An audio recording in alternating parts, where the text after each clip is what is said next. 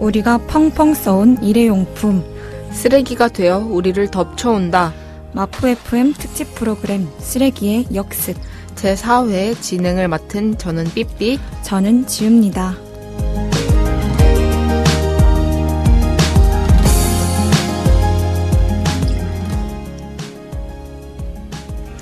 네, 계속해서 늘어가고 있는 전 세계 쓰레기. 그에 우리 지구도 위협받고 있죠. 도무지 가닥이 잡히지 않는 이 쓰레기 문제의 심각성을 알리기 위해 찾아왔습니다. 네, 지금부터 마포 FM 특집 프로그램 쓰레기의 역습과 함께 한다면요. 바로 내가 있는 동네에서부터 쓰레기 문제 해결할 수 있을 겁니다. 저번 주에는 홍수열 박사님과 함께 쓰레기 분리수거에 대해서 배웠는데요. 이번 4회에서는 쓰레기 자치 시대에 관한 이야기를 들어보고 이에 대한 이야기를 나눠보고자 합니다.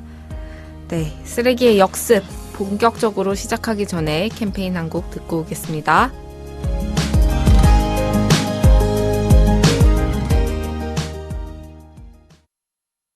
비닐봉지, 종이컵, 플라스틱 빨대, 편리해서 마구 쓴 일회용품.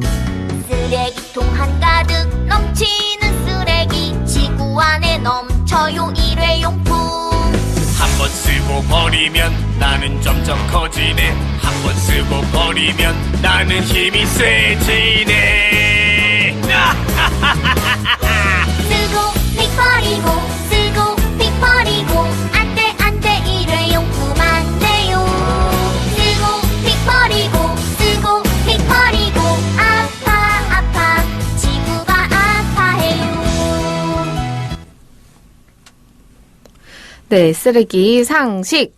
여러분은 얼마나 알고 계신가요? 네, 오늘 들고 온 주제는 바로 쓰레기 5R입니다. 그래서 최근에 대두되고 있는 5R에 대해서 여러분께 알려드리려고 하는데요. 이것은 바로 쓰레기 문제 해결을 위한 구체적인 실천 방법입니다. 첫 번째 R은 reject, 거절하고, 두 번째 R, reduce, 줄이고, reuse, 재사용하고, recycling, 재활용하고, root, 썩힌다. 이 5가지가 바로 그 실천 방법인데요. 지우님은 혹시 이 방법들 중에서 해보신 것들이 있으신가요? 저는 제로 웨이스트 실천을 위한 방법으로 그 5R을 들어본 적은 있는데 그 개념을 갖고 실천해야지 이랬던 적은 없는 것 같아요. 근데 굳이 생각을 해보자면 저는 뭐 화장품 플랫폼샵 같은 데 가면은 주는 샘플들이 되게 많잖아요. 근데 저는 그걸 안 봤거든요. 어쨌든 안 쓰기도 하고 그리고 또 한 번 쓰고 버리게 되면 또 그게 쓰레기 문제로 연결이 되니까 그런 노력들이 있고, 또 하나를 더 꼽자면 플라스틱 다회용기를 사용하는 거. 뭐 플라스틱 다회용기라기보다는 그냥 여러 번 사용할 수 있는 것들을 사용하는 것, 그런 것들이 있고, 그렇다면 저는 이 리두스랑 리사이클을 실천하고 있다고 봐도 되겠네요. 그리고 일회용품을 거절하셨으니 리젝트까지 하시고 있는 걸로 보입니다. 네, 역시 저희 PD님답게 아주 잘 잘 실천하고 계십니다. 네, 근데 여러분들 중에서 되게 많이 헷갈려 하시는 게 있는데요. 바로 reuse, 재사용하고, recycling, 재활용하고, 이게 같은 뜻이라고 생각하시는 분들이 되게 많아요. 지우님은 혹시 이 둘의 차이점을 잘 알고 계실까요? 저는 재활용이라고 하면은 플라스틱이나 뭐 종이 같은 거를 재창조한다? 뭐 이런 뜻일 것 같고요. 그리고 재사용은 뭐 일회용품을 있는 그대로의 모양으로 그대로 사용한다? 뭐 이런 게 아닐까요? 사실 일회용품이 아니더라도 네. 다시 사용하는 것은 재사용이라서 거의 흡사하게 설명해 주셨습니다. 네. 그래서 재활용은 해당 물건을 재가공을 하는 과정이 거쳐요. 근데 재사용은 재가공의 과정이 없이 그대로 다시 사용할 때 재사용이라고 합니다. 자, 그러면 여기서 퀴즈. 안 입는 옷을 중고 매장에 기부를 해요. 그러면 그 옷을 다시 다른 사람이 입게 되는 경우 이것은 재활용일까요? 재사용일까요? 아무래도 다시 사용하게 되는 거니까 재사용 아닐까요? 네, 맞습니다. 네, 그럼 조금만 더 어려운 문제로 네. 이번에는 다른 상황을 드려보겠습니다. 네, 프린터에 토너 카트리지가 안 돼요. 네. 그래서 이번에는 해체하고 청소하고 다시 조립을 했어요. 그러면 이건 재사용일까요? 재활용일까요? 이것도 어쨌든 원래 모양 그대로 조립한 거니까 뭐 있던 거를 또 똑같이 만든 거니까 재사용일 것 같은데요? 맞나요? 네, 맞습니다. 여기서 녹이거나 하는 가공의 과정이 없었죠? 네. 그러니 이것 역시 재사용인데요. 네, 정확히 엄밀히 말하면 재사용 안에서도 재제조라고 이야기를 합니다. 네, 그러면 이제 또 다른 상황으로 가볼게요. 이제 현수막을 요즘에 정치 현수막들 되게 길에서 많이 보이죠. 네. 그런 것들이 되게 큰 쓰레기 문제가 되는데 이것을 재활용을 해서 다시 활용을 해서 수거를 해서 새로운 가방을 만들었어요. 그러면 이거는 뭘까요? 이거는 재활용 아닐까요? 사실 이것은 제가 선제해서 드리지 않았는데 네. 엄밀히 말해서는 업사이클이라고 부릅니다. 네, 제가 좀 치졸하게 선제 없는 문제를 냈습니다. 그러게요. 네, 그래서 재활용은 한번 사용한 물질을 다시 사용하기 때문에 오랫동안 물질을 사용하면은 당연히 그 기능이 떨어지게 되거든요. 네. 그래서 이런 것들은 맨 처음 원료보다 기능이 떨어져서 가격도 낮아져 버려요. 그래서 이런 경우는 가치가 떨어지는 물질의 재활용이라는 의미로 다운사이클링이라고도 해요. 그래서 반대로 이것은 가치를 높였기 때문에 업사이클링이라고 하는데, 네. 그러면 업사이클링은 한국어로 뭘까요? 높은 순환 아닐까요? 들으시면 하실 텐데요. 네. 사실 업사이클은 한국어로 재활용입니다. 네. 들으니까 진짜 하게 되죠. 그래서 다들 한 번쯤은 들어보셨을 수도 있을 것 같은데 재활용은 버려진 걸 다시 사용해도 활용도에 따라서 원래의 물질보다 가치가 높아질 수 있다. 이런 생각에서 출발을 합니다. 그래서 디자인이나 활용도를 더해서 완전히 새로운 제품으로 탄생하게 되면 이를 업사이클링이라고 합니다. 일종의 재활용이지만 재활용의 구체적인 엄밀한 의미로 재활용이라고 더 부를 수 있을 것 같아요. 제가 재활용이라는 말은 처음 들어봤는데 이게 또 업사이클링이라는 뜻이었군요. 네. 저는 그냥 직독직해가지고 해석을 해봤는데 어쨌든 또 업사이클링 해서 제가 생각난 건데 이 현존하는 그런 업사이클 제품 중에도 디자인이 예쁜 게 되게 많거든요. 그리고 어쨌든 이게 재활용을 했다 이런 데 의미가 있으니까 또 명품보다 더 가치가 있지 않나 생각이 듭니다. 네, 맞아요. 특히 되게 유명한 스위스의 가방 브랜드의 프라 땡땡 네. 가방도 되게 기존의 가방들보다도 비싼 가격에 현수막을 이제 재활용해서 팔고 있는데 원래의 가치보다 훨씬 더 업그레이드된 물건이기도 하죠. 네. 근데 조금 안타깝게도 이런 자원들을 구하기가 힘들어지면서 오히려 더 그 현수막 같은 재료들이 더 많이 필요해서 더 많이 일부러 생산하게 만든다는 이야기가 들리기도 하더라고요. 그래서 저는 결국에는 업사이클링이든 다운사이클링이든 결국에는 좀 덜 쓰는 게 네. 지구를 위한 길이 아닌가라고 매번 생각하고 있습니다. 저 이제 또 삐삐님 덕분에 새로운 용어들 많이 알게 됐네요.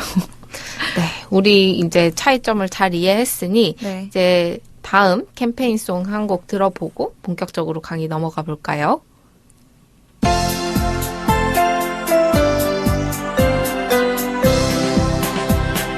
분리하세요 분리하세요 쓰레기 버릴 땐 분리해 음식 쓰레기 일반 쓰레기 분리하세요 재활용품은 재활용해요 함부로 버리지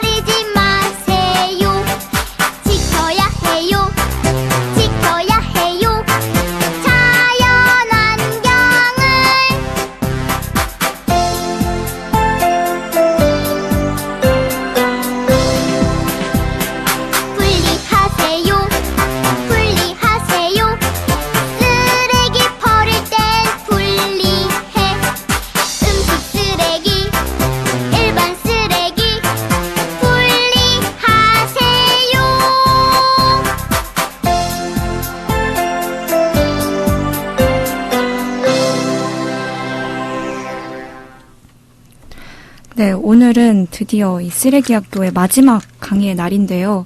오늘은 마지막 강의를 또 어떤 분이 함께 해주실까요, 삐삐님?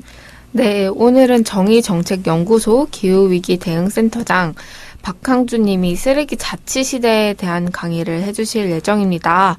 근데 이에 앞서서 저희가 이번에 게스트를 초청했는데요. 바로 마포 FM 대표 송덕호님 모셨습니다. 안녕하세요. 안녕하세요. 반갑습니다. 안녕하세요. 반갑습니다. 네. 쓰레기 문제 해결을 위해서 두 분이 아주 노력을 많이 하고 계십니다. 네, 맞습니다. 고맙습니다. 감사합니다. 네. 대표님도 노력을 많이 해주시고 계신 걸로 아는데요. 네. 네, 앞서 5R 퀴즈는 많이 맞추셨나요? 저요? 네. 네. 5R 처음 들었어요, 사실. 아, 네. 이런 게 있었구나. 라고, 네. 한 수 배웠습니다. 좋습니다.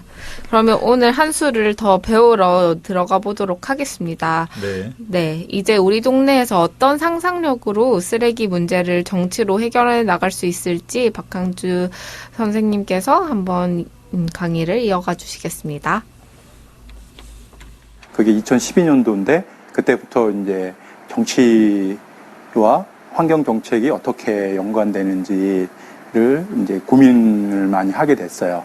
현장에서 한 10여 년 정도 있다가 이 가장 중요한 요소 중에 하나가 제도화라는 거였어요. 그러니까 시민분들이 각자 이렇게 실천하는 것도 되게 중요한 요소고 또 산업계, 기업들이 하는 것도 되게 중요하거든요. 근데 하나의 틀들을 시스템적으로 움직이는 것은 제도라고 저는 생각을 했습니다. 그래서 그런 제도들을 어떻게 잘 설계를 하고, 그러니까 마포구 우리 지금 시각적으로 쟁점되고 있는 마포 소각장 같은 경우가 5개 구가 쓰고 있어요.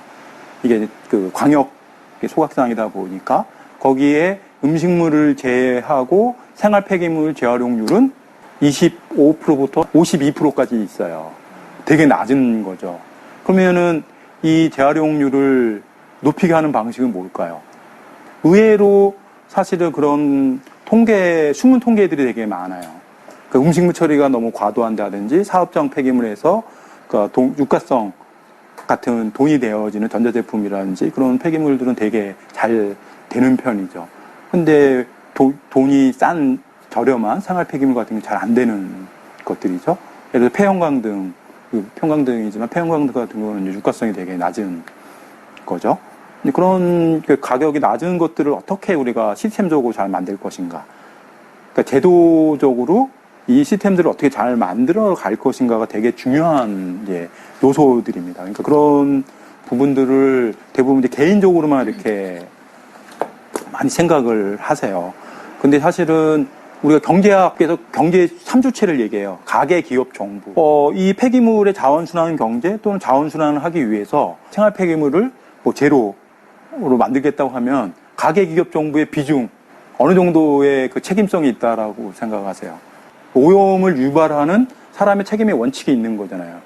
우리가 기본적으로 먹고 살아야 되지만 생활 폐기물에 한정해야 되지만 그걸 생산해내고 만들어내고 폐기해야 한단 말이에요. 직선적으로 표현하면 자원을 채취를 해요.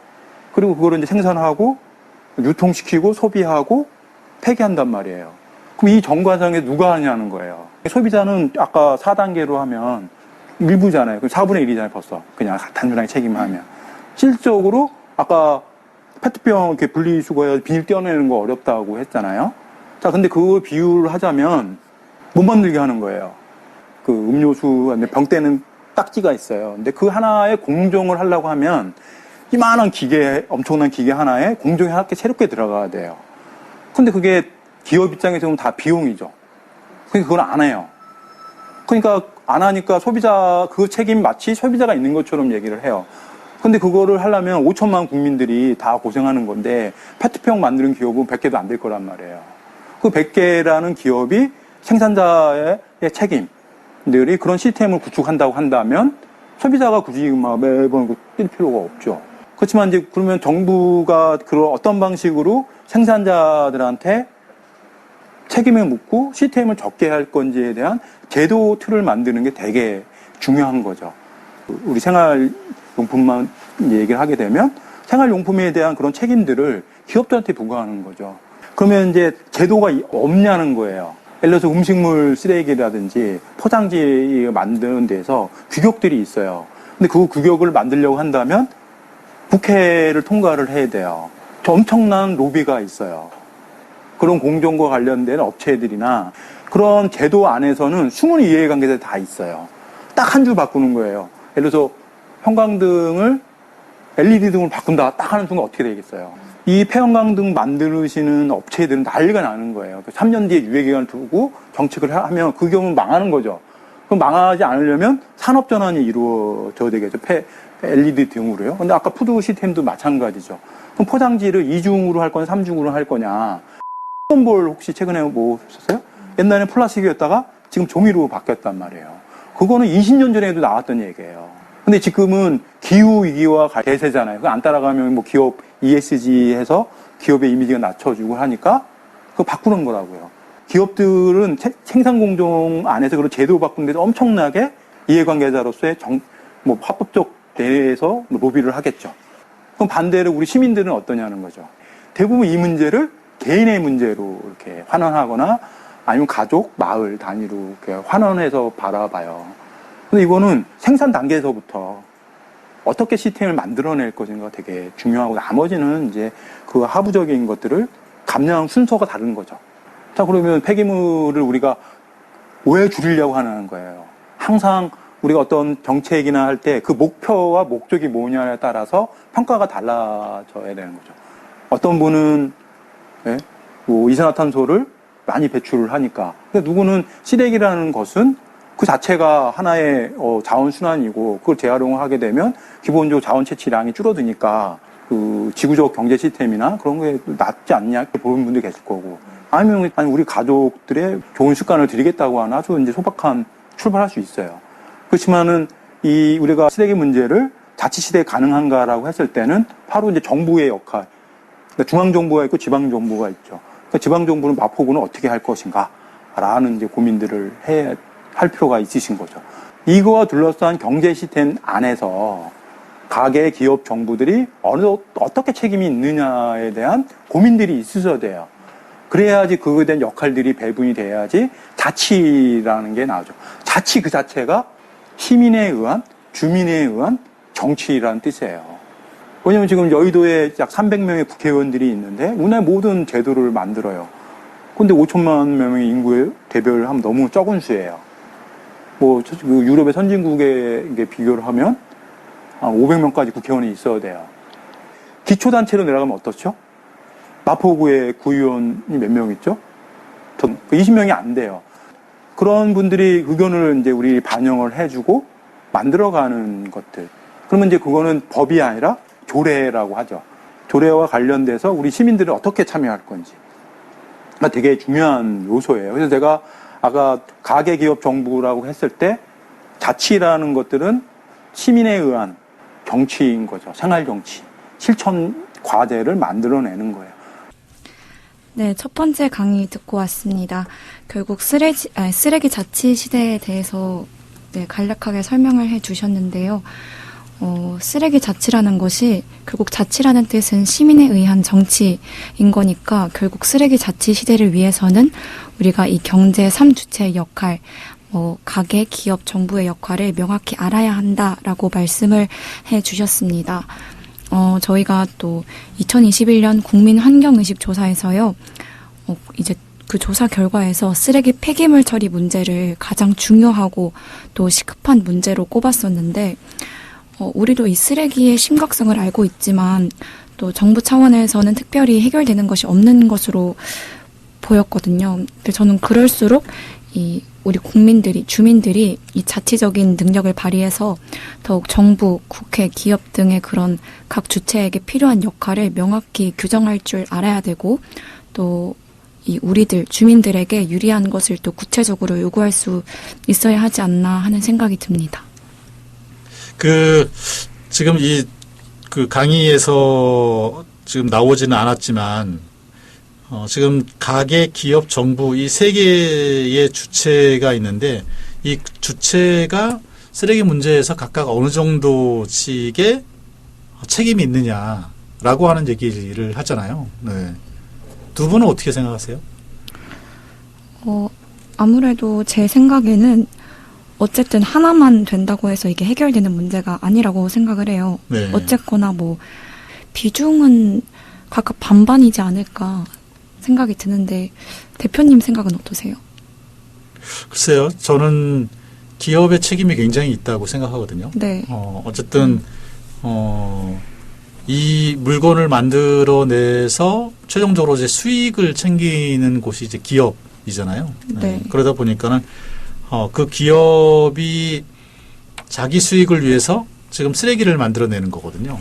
그렇기 때문에 그 쓰레기에 대한 처리 여기에도 기업의 어떤 책임 비중이 훨씬 더 크지 않을까 그렇게 생각을 합니다. 네. 그 에너지 소비량을 보면 저는 책임을 비슷하게 가져갈 수 있지 않을까 생각하는데 사실 전기세를 올릴 때 직접적으로 타격을 받는 서민들의 전기세들을 많이 올리곤 하잖아요. 근데 실질적으로는 기업들이 쓰는 양들이 훨씬 많다고 하죠. 그게 제가 알기로는 시민들이 쓰는 양은 10% 정도밖에 안 된다고 하는데요. 제가 생각하기에는 그래서 사실상 개개인의 가계의 책임은 그 에너지를 쓰는 정도의 책임 딱 10% 정도밖에 되지 않을까라고 생각을 하고 그 정부나 기업에서 생산해내는 과정에서 쓰는 에너지량만큼 또 물건을 생산해내고 그만큼의 쓰레기를 더 만들어내지 않을까라는 생각을 해서 저는 거의 5대 4대 1 뭐 이 정도라고. 명쾌한데요? 네. 1%, 10%. 네네. 네. 에너지의 사용 비율에 따라서 우리 일반적인 가게 시민들은 10% 정도 책임이다. 뭐 좋은데요? 되게 레시피처럼 네. 가게는 1이고 정부는 네. 5만큼 섞어주시면 됩니다. 책임을. 네.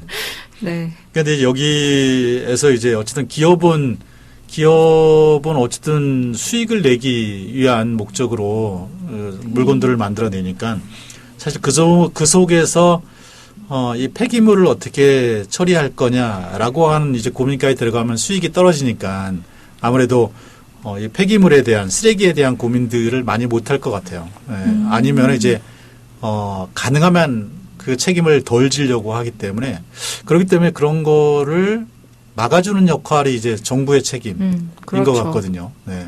정부에서 이제 그렇게 쓰레기 발생과 관련돼서 적게 발생할 수 있도록 가능하면은 그리고 발생한 것에 대해서는 너희들이 책임지고 처리할 수 있도록 하게 하는 그런 정책을 잘 만들어 주는 것이 필요하지 않을까 싶어요.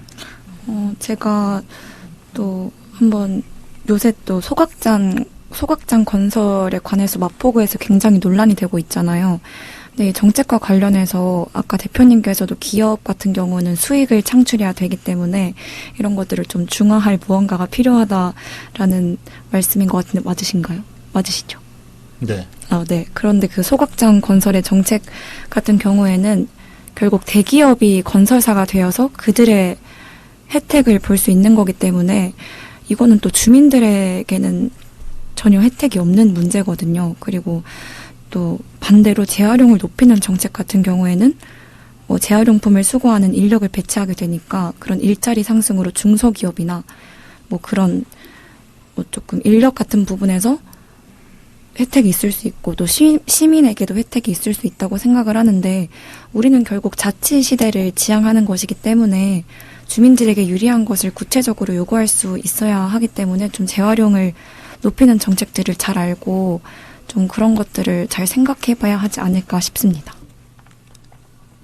네, 강의를 토대로 저희 때까지 얘기를 나눠봤는데요. 이제 다음 강의로 넘어가 보려고 합니다. 네, 다음은 쓰레기 발생지 처리의 원칙과 관련한 어려움에 대해서 박강주 선생님께서 이어서 강의해 주시겠습니다.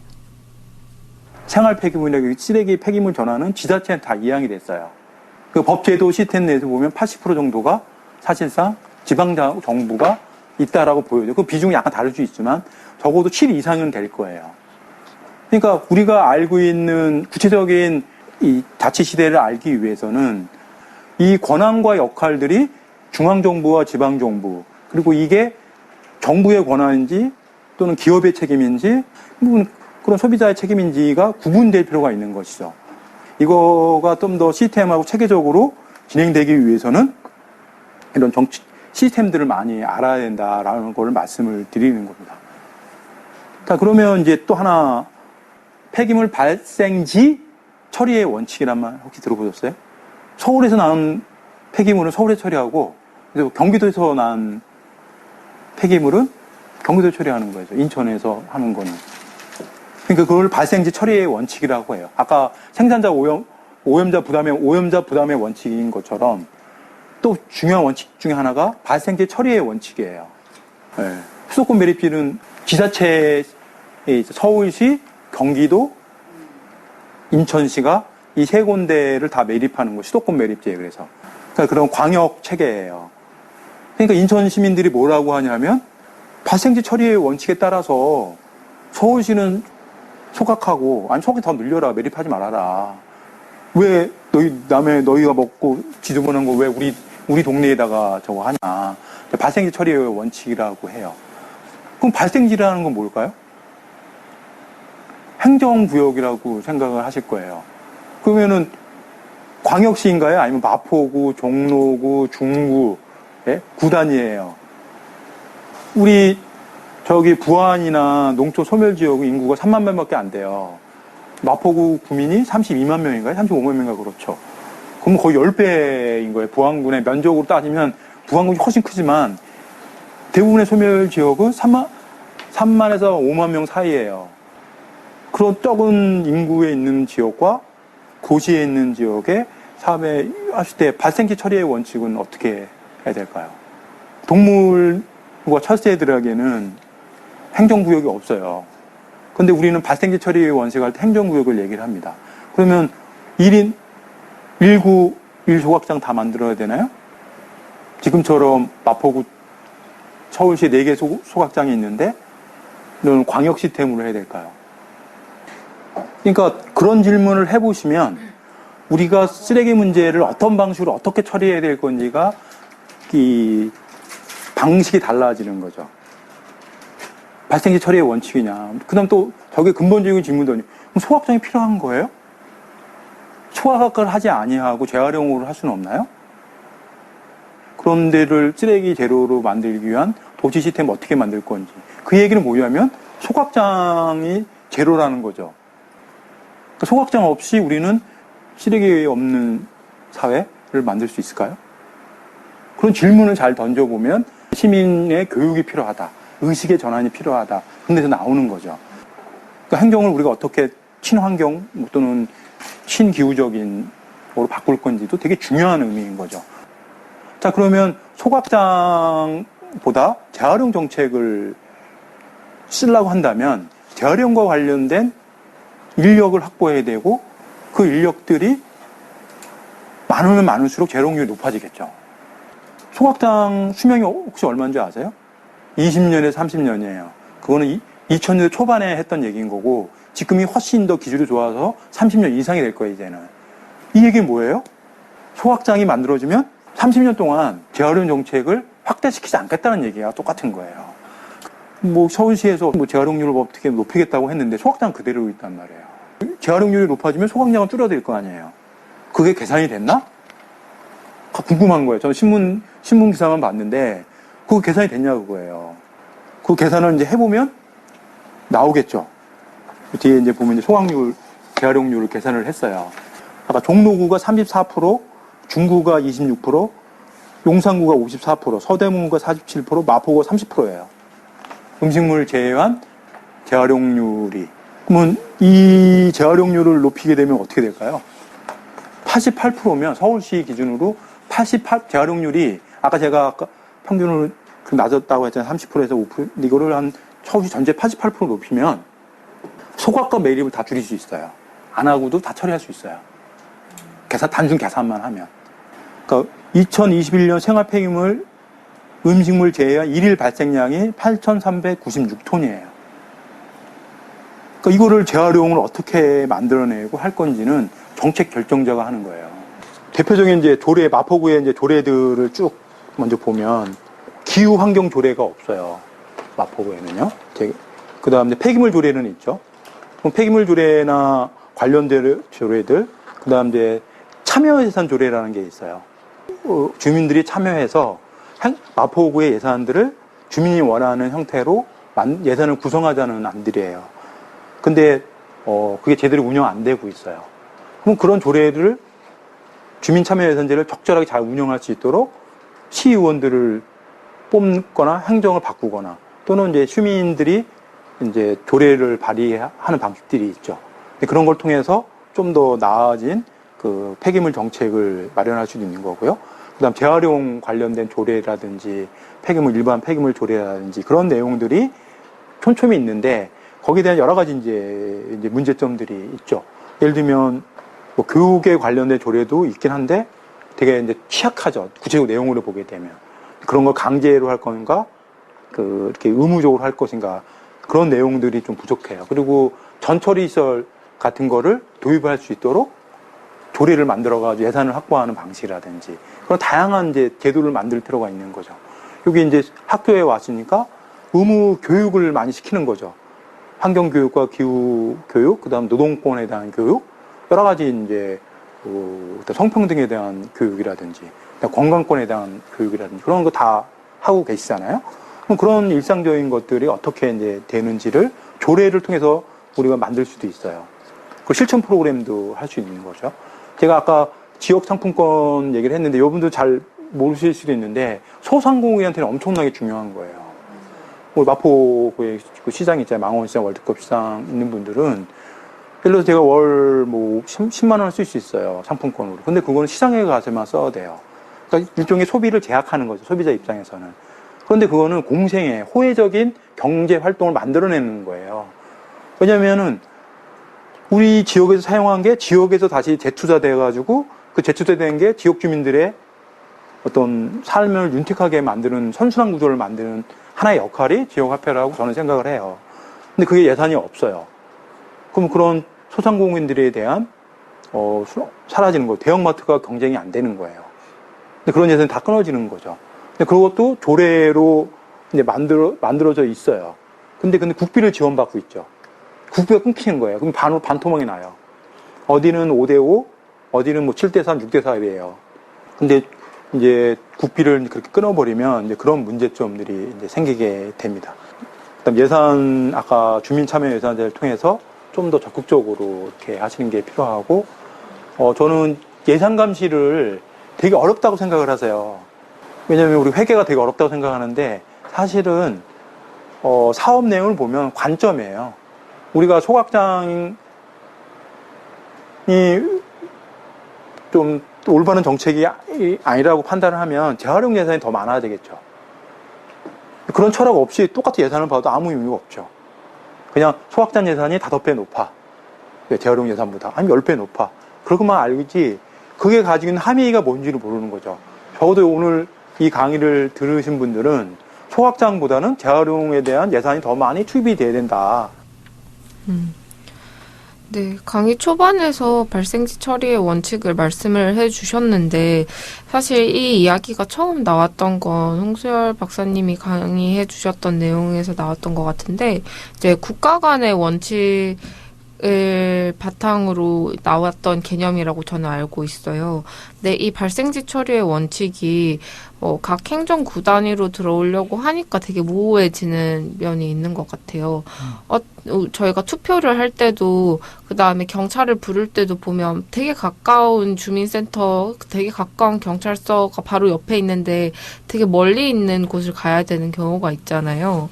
그러니까 이게 동이라는 것은 결국에는 행정의 단위, 결국에는 사람이 만들어낸 구역의 단위니까 이 행정의 단위에서 쓰레기를 처리를 누가 맡을 것인가, 그리고 누가 해내갈 것인가에 대한 개념이 저는 되게 철학적인 질문과 맞닿아 있다. 이것을 어떻게 풀어나갈 건지. 그래서 대표님은 이 문제를 들으셨을 때 우리가 이걸 어떻게 풀어나갈 수 있을까 좀 같이 고민을 해보셨을까요? 어쨌든 쓰레기 발생지 처리의 원칙이라고 하는 것이 뭐 앞에서도 얘기하셨지만, 그러니까 선진국에서 발생한 쓰레기를 그 문제를 해결하기 위해서 저개발 국가에 수출을 해서 그 저개발 국가의 쓰레기 문제가 굉장히 심각해지잖아요. 네. 네. 그래서 이제 그 어떤 국가 간의 쓰레기 이동 그걸 못하게 하자라고 하는 이제 근거로 이제 쓰레기 그 발생지 원칙이라고 하는 것들이 이제 자리를 잡았는데 근데 이게 이제 국내로 들어오면은 이게 명확해지지가 않는 것 같아요. 그러니까 이제 뭐 예를 들면 이제 마포에 이제 소각장이 새롭게 들어오잖아요. 그 소각장 들어오는 거와 관련돼서 많은 분들이 왜 다른 구에서 만들어진 쓰레기를 마포에서 태우느냐. 발생지에서 소각장을 지어서 그쪽에서 해결하라 이러는 거거든요. 네. 근데 이제 뭐 그냥 종량제 쓰레기만 생각하면 그럴 수 있는데 그러면 이제 마포도 그 발생지 처리의 원칙을 지켜야 되잖아요.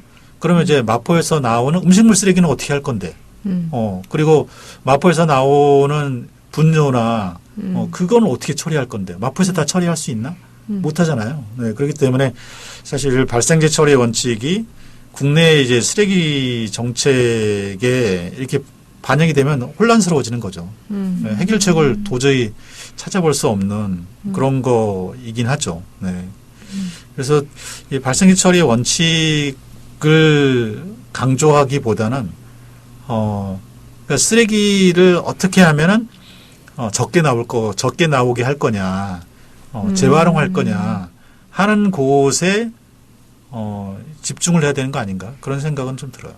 네, 그것이 좀 더 근원적인 대책이 될 수 있을 것 같아요. 특히나 이 기후 재난 시대에 우리의 목표가 어디에 소각장을 더 짓고 어디에 우리가 만들어내는 쓰레기만큼을 감당할 수 있는 소각장을 만들 것인가에 대한 질문으로 가게 되면 서로 책임을 넘기기에 급급하게 될 것 같고요. 우리가 쓰레기를 줄이는 것에 목표를 가지고 모두가 함께 질문을 해야 되지 않겠나 하는 생각은 또 드네요. 그리고 실제로 저희가 소각장을 요새 기술이 발전하면서 거의 30년 이상을 이렇게 가동할 수 있다고 하는데 너무 거기에만 저희가 안주를 하게 된다면 쓰레기 양을 줄이는 게 지금 목적인데 계속 방대하게 늘어나기만 할 것 같고 결국에는 소각장의 예산을 사용하는 것보다는 재활용을 그런 정책들을 활발히 운영하는 데 예산을 사용하는 게 더 현명하지 않나 그런 생각도 듭니다. 그래서 쓰레기의 소각장을 세워서 쓰레기를 소각해버리면 가장 쉬운 방법이죠. 네. 네. 고민 없이 그냥 태워버리면 되는 거니까.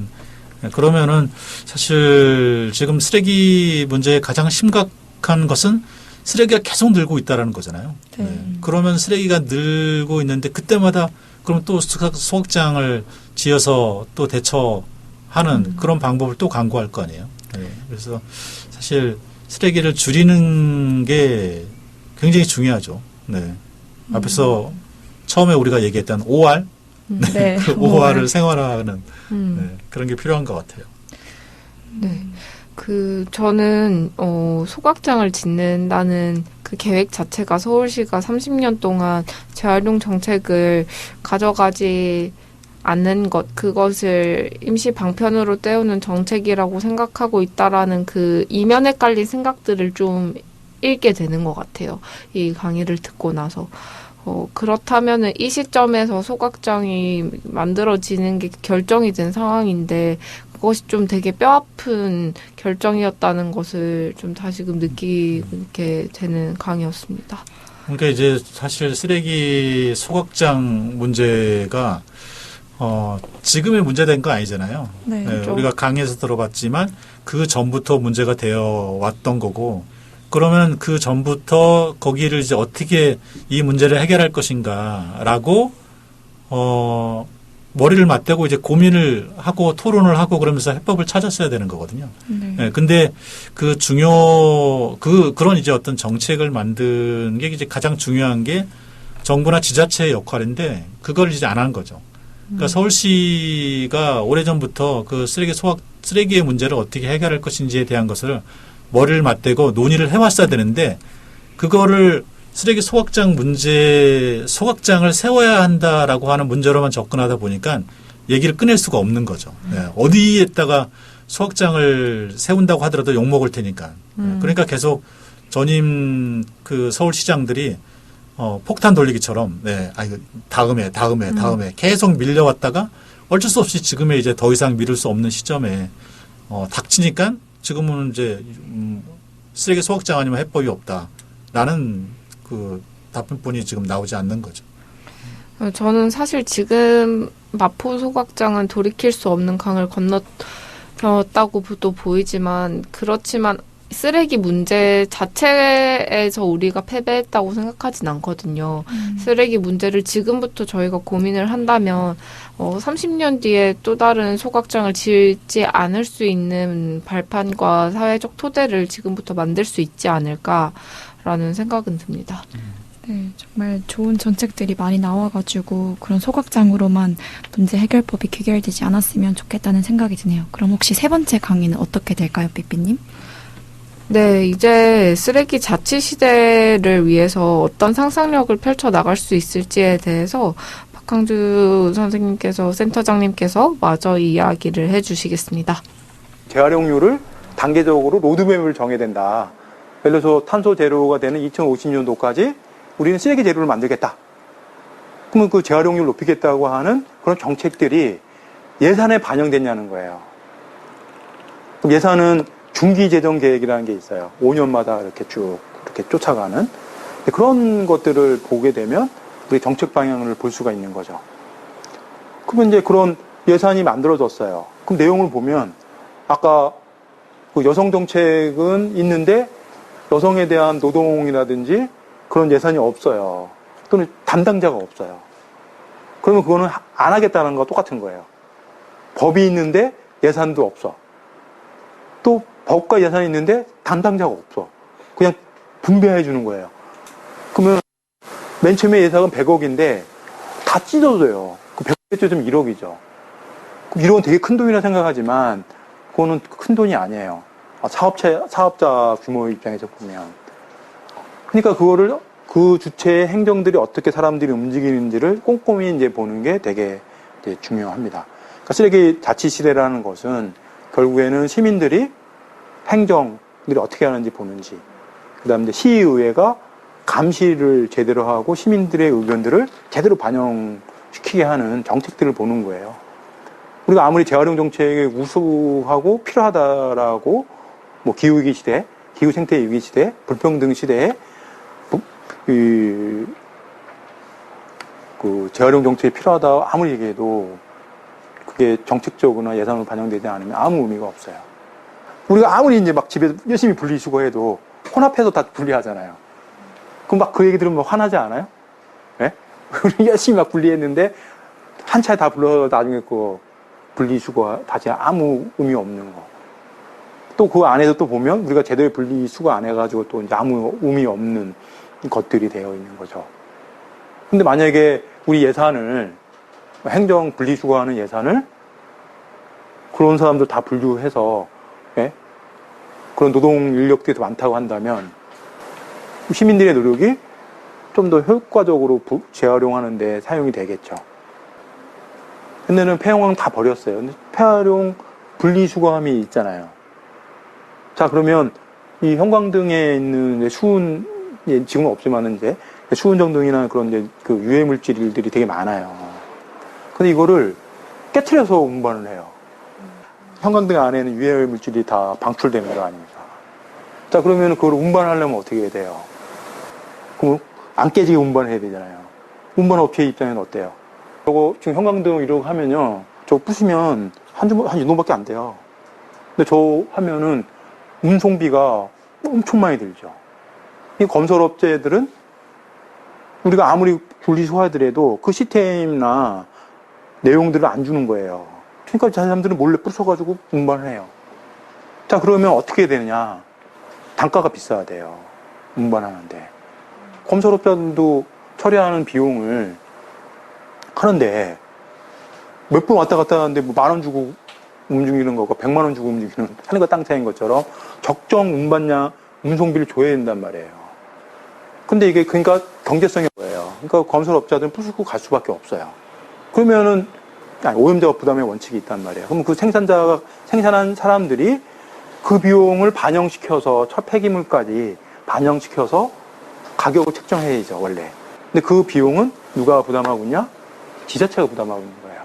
100%는 아니지만. 자, 그러면 생산 단계 형광등 같은 경우 그렇단 말이에요. 그러니까 그러면은 이제 우리 아까 이제 산업계나 건설 폐기물 뭐 그런 거 간단히 다뤘지만 이런 이제 전체적인 시스템들을 우리가 이제 자치시대에서 어떻게 이제 볼 거냐는 아까 그런 감시 능력을 많이 가져야 돼요. 그리고 알 권리란 말 많이 들으셨을 거예요. 제가 아까 재활용률 이렇게 계산했는데 서울시는 자료를 공개하지 않아요. 그리고 재활용률의 기준도 음식물 빼고 못 빼고 다 다양한 형태로 계산해야 되는데 그런 정도에 대한 알 권리가 없으면 마을과 마을을 엮는 이 구라고 하는 이 시스템 내에서 효과적인, 효율적인, 정책적 효율적인 있는 정책을 만들어낼 수 없어요. 정부도 비공개예요. 대표 마포 소각장이 그렇죠. 뭐 그런 이제 소각장의 어떤 이 공개 자료나 알 권리들을 어떻게 이제 실현할 것인가. 그러니까 쓰레기 문제도 정치적으로 보면 민주주의 문제이기도 해요. 그러니까 자치라는 말이 딱 들어가니까 자치시대의 가능성이라는 말은 정치이란 말로 생각을 하셔야 되고, 그거는 상권 분립을 생각하셔야 되고, 상권 분립에 따라서 그 주체별로 어떻게 되는 건지, 그리고 상권 분립 안에서 이게 경제 시스템에서 돌아가는 가계 기업 정부들이 있잖아요. 뭐 이 사람들이 가지고 있는 다양한 이제 이해관계들 속에 이 폐기물은 어떻게 있는지, 짧게는 뭐 10년, 길게는 3, 40년, 40년 뒤에 우리 미래 세대, 그러니까 인간과 자연의 관계를 이렇게 살펴보는 게 바로 이 자치시대에 우리가 가져야 할 철학과 이 지침이라는 거죠. 네, 마지막 강의 듣고 왔습니다. 네, 쓰레기 자치시대. 이제 우리는 우리의 알 권리를 지키고 또 실천해야 되는데요. 일단 쓰레기 문제 자체가 민주적인 문제로 귀결이 될 수 있기 때문에 이 상권 분립의 역할이 명확하게 결정이 돼야 되고요. 그리고 우리도 이 역할들을 잘 생각을 해서 우리의 자치를 또 실현해야 되지 않나 싶습니다. 들으면서 저는 환경운동을 꽤나 오래 해왔고 관심도 되게 많이 있었는데 쓰레기 자치에 대한 이 단어 자체도 되게 처음 들어보는 거예요. 그래서 원래 운동을 할 때 되게 중요한 것은 우리가 어떤 목표를 가지고 무엇을 요구하는지를 파악할 때 누가 힘을 가지고 있냐인데 앞선 강의에서 지자체가 대부분이 쓰레기 과정에 힘을 가지고 있다고 말씀을 해주셨잖아요. 네. 그랬을 때 이 지점에서 우리가 쓰레기 자치라는 단어가 필요하겠구나라는 게 이해가 좀 됐던 것 같아요. 자치라는 것이지 쓰레기 자치라고 하면 어렵게 들리지만 자치라고 하면 저는 그래도 좀 들어봤던 단어거든요. 네. 그래서 내가 있는 동네에서 구의원, 그다음에 조례 이런 것들을 통해서 뭔가 법을 바꾸는 건 헌법을 바꾸는 건 너무 어렵다고 느껴지는데 그래도 뭔가 구의원을 대상으로 하는 거는 좀 쉽게 느껴진단 말이죠. 네. 너무 활동가스럽나요? 근데 어쨌든 자치라고 하면 쓰레기 자치라고 하면 뭔가 해볼만해지는 것 같은 그런 느낌이 드는 것 같아요. 네. 사실 쓰레기 자치라고 한 개념이 굉장히 낯선 개념이잖아요. 그죠. 우리가 이제 자치 이런 얘기는 많이 들어봤는데 쓰레기 자치를 어떻게 한다는 얘기야? 감이 잘 안 잡히는데 네. 저는 이제 어떻게 이해를 했냐면 이게 주민자치라고 하는 게 있잖아요. 네. 주민자치, 지방자치고 이제 그거는 이제 주민자치는 주민이 중심이 되어서 자치를 해야 된다 이런 거잖아요. 근데 쓰레기 자치는 그럼 쓰레기가 중심이 돼서 자치를 해야 돼? 이게 감이 안 되잖아요. 그럴 수 있죠. 네, 그래서 이제 이 말은 쓰레기에 관심 있는 주민들이 중심이 되어서 그 주민들이 자치적으로 쓰레기 문제를 해결하기 위해서 노력해야 된다. 저는 이렇게 이해를 했어요. 네. 그렇게 이해를 하지 않으면 쓰레기가 무슨 자치를 해. 쓰레기도 어쨌든 자치의 영역으로 들어와야 한다라고 네. 이해를 하면 될 것 같아요. 근데 제가 이 강의를 들으면서 조금 궁금한 점이 개인적으로 생겼는데 이게 주민 자치를 실현해야 된다고 하잖아요. 그런데 기업의 역할, 뭐 그런 삼권의 역할 이런 것들을 잘 알아야 된다고 하는데 그런 것들을 또 어떻게 아는지 그 방법이나 루트도 또 궁금하실 것 같긴 한데 사실 저도 잘 모르겠거든요. 사실 이제 주민자치가 잘 되려면은 행정의 여러 가지 활동들이 아주 투명하게 공개가 돼야 되죠. 네. 그래서 주민들이 어떤 사안에 대해서 알고자 할 때 그거 이제 잘 알 수 있어야 되거든요. 네. 근데 사실 우리나라는 아직 뭐 지방자치나 주민자치가 자리를 잡지 않아서 주민들이 뭘 알고 싶어도 알 수 있는 통로가 없어요, 별로. 맞아요. 그리고 그 정보 공개 청구하는 과정도 되게 복잡하죠. 어렵고, 맞아요. 네. 그러니까 사실 지금 이제 주민자치가 되어 있지, 주민자치가 잘 시행되지 않은 거이기도 한데, 사실 쓰레기 문제는 더 그렇죠. 네. 네. 쓰레기 문제는 또 굉장히 전문적인 영역이고 하다 보니까, 그러다 보니까는 또 관심 있는 사람들 그렇게 많지 않고, 그러다 보니까 더 정보나 이런 것들이 투명하게 밝혀져 있지 않고, 그러다 보니까 거기에 이제 주민들이 대응하기가 쉽지 않은 거죠. 저도 몰랐는데 이번에 다음 주에 저희가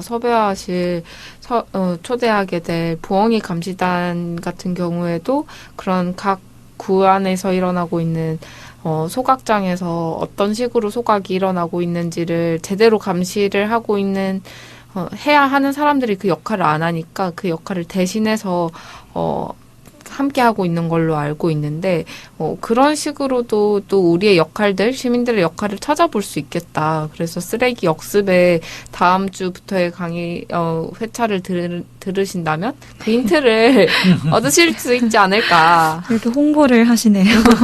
좋습니다. 저도 궁금합니다. 사실 다음에 모실 분들이 어떤 상상력을 가지고 각각의 시민들의 아이디어로서 이 쓰레기 문제를 풀어가고 있을지 너무 궁금하고요. 네.